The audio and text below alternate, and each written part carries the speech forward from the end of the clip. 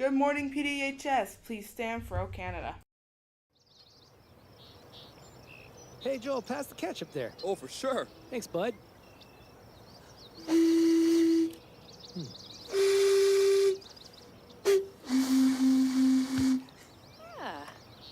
Oh, Canada, our home and native land.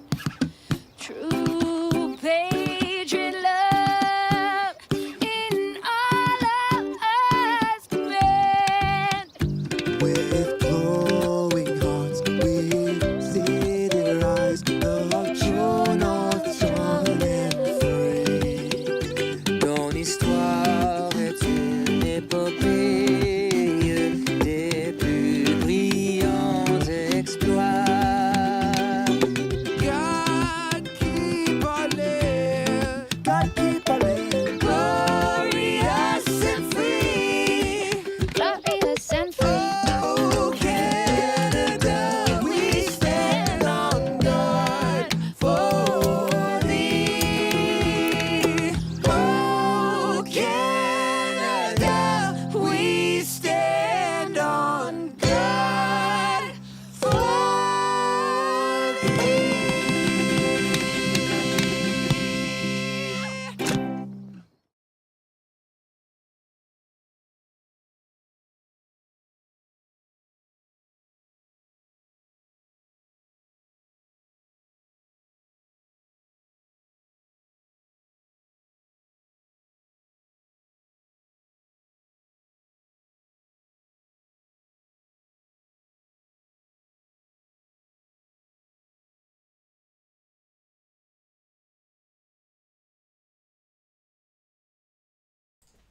Morning, everybody. Happy May. Now, to all of those with strong opinions about our choices of O Canada, we will not be changing it. So, good morning. We have a birthday in the building today. Happy birthday to Camille. Joyeux anniversaire to Camille. I hope I did that right. Didn't butcher it. Miss Coulter, you'll be proud. Happy birthday. Enjoy it. I don't know how old you're turning, but you know. I'm assuming it's in the teen years. There'll be a very important meeting of the GSA today, both at junior and senior lunch in the community room. All students and staff are welcome to attend. Ooh, I heard clapping. There'll be a Dungeons and Dragons Try It session in the community room today at junior lunch for any interested juniors. I'm assuming that means a test session, like, go and try it out. Have fun. But that's enough out of me. We got two very important people who I expect you to clap for. Are going to do a special announcement.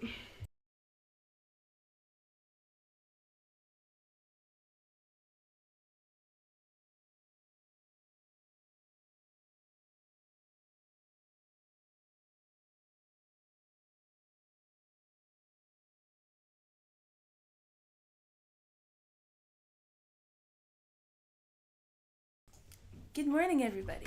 Sorry, Aaron. Whoa. Okay, it's me, Aaron. That's Reese. Hello.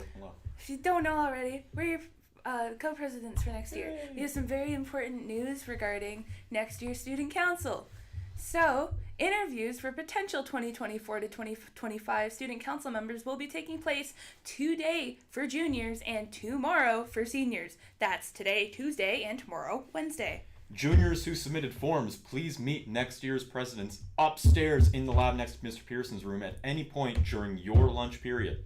Your lunch. Yes, your lunch, not during classes. It's during junior lunch today. If this time doesn't work for you, please tell either of us as soon as possible. We know that there is a GSA meeting happening at lunch today. Go to that. That's important. But if you have time afterward, please feel free to come up and we'll still be there. Yeah, so for seniors, keep an eye on the announcements. Today and tomorrow. Okay, juniors today, seniors tomorrow. But yeah, we got it. Okay. Yeah, sure. Yeah, all right. Cool. Sounds good. Bye.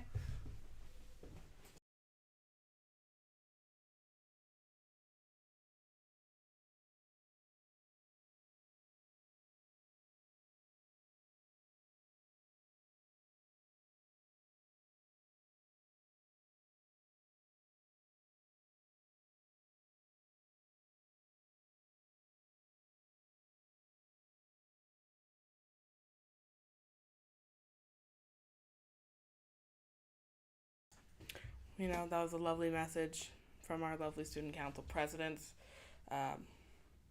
Bless.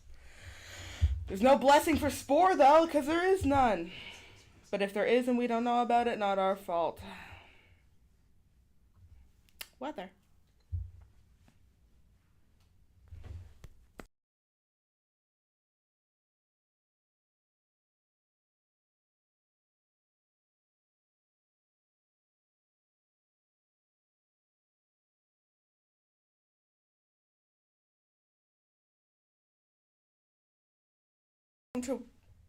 Welcome to weather. Today there's a high 18 and a low of 14 with winds up to 26 kilometers an hour. There's also gonna rain later today, so be prepared. See, I'm prepared. You're not. Silly. All announcements must be emailed to the announcement team at PDHS CR. I thought that was gonna go down. At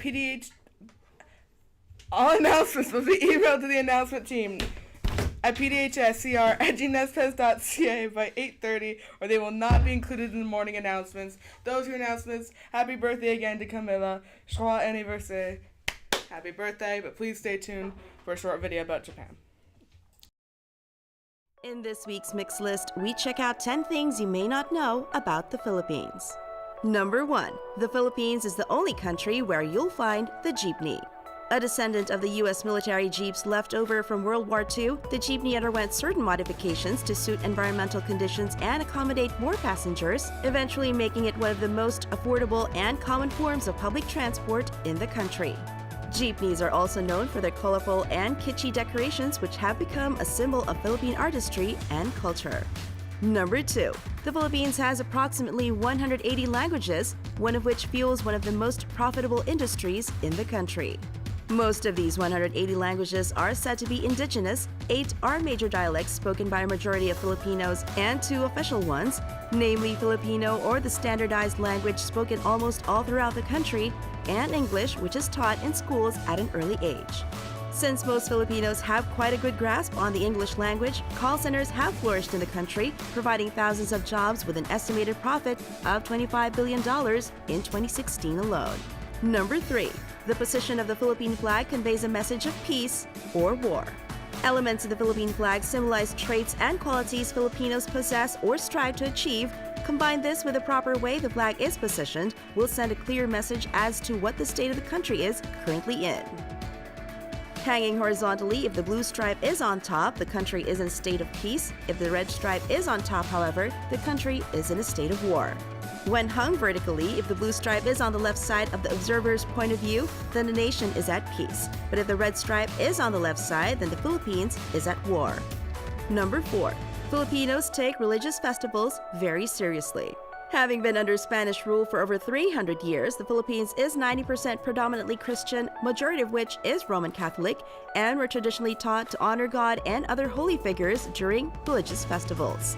Some of these festivals, however, tend to be a bit extreme depending on one's willingness to show his or her devotion, such as the Feast of the Black Nazarene during January and the Passion Play or reenactment of Jesus' crucifixion during Holy Week.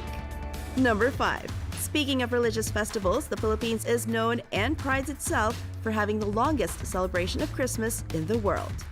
Christmas season in the Philippines starts in September when Christmas carols are played on the radio, and some Filipinos start decorating with Christmas ornaments such as giant lanterns or paroles. Then the festivities typically last until the first week of January on the feast day of the Three Kings. The season culminates in what is known as Simbang Gabi, or night mass, where Catholics attend 9 masses leading up to Christmas Eve. Then afterwards, people partake in the Christmas feast, or Noche Buena. Number 6. Basketball is the most popular sport in the Philippines. Most Filipinos love basketball. It's become a national obsession. Whether it's watching the NBA or the country's very own PBA, people tend to stop what they're doing and enjoy the game with such ferocity and passion. The passion for basketball also extends beyond televised games, as the sport is a popular pastime among Filipinos, with courts and makeshift courts scattered along streets and organized tournaments that pit neighborhood teams against each other in local basketball leagues. Number 7. A Filipino owns the patent to the karaoke machine.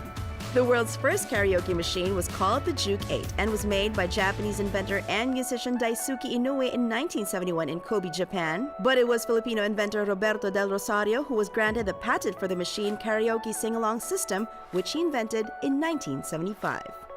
Karaoke's popularity quickly spread throughout the Philippines, making it not only a popular pastime, but also a form of entertainment that has permeated even Philippine pop culture. Number 8. The antibiotic erythromycin was discovered by a Filipino doctor. In 1949, Filipino doctor Abelardo Aguilar was the one who chanced upon a bacteria which would eventually lead to the development of erythromycin, an antibiotic used to treat upper respiratory tract and skin infections. Unfortunately, Dr. Aguilar was never compensated before his death in 1993. Royalties he asked in order to set up a foundation for poor people to gain access to health services. Number 9. The Philippines is one of the countries most frequently hit by natural disasters. There are two systems that make the Philippines prone to natural disasters. The first one is the Pacific Ring of Fire, an area where a large number of earthquakes and volcanic eruptions occur, and the Typhoon Belt in the Pacific, which means an average of 20 typhoons are most likely to hit the nation, 5 of which are potentially destructive. Aside from these two systems, the country's location and geographical makeup also make it vulnerable to tsunamis, sea level rising, storm surges, landslides, flooding, and drought. Number 10. The oldest university in Asia can be found in the Philippine capital of Manila. The University of Santo Tomas in the city of Manila is said to be the oldest existing university in Asia, being founded by the Dominicans in 1611, and is the largest Catholic university in the world in a single campus in terms of student population. The title, however, is slightly contested, with the University of San Carlos in Cebu claiming to be the oldest school in Asia, having been established by the Spanish Jesuits in 1595, initially as Colegio de San Ildefonso.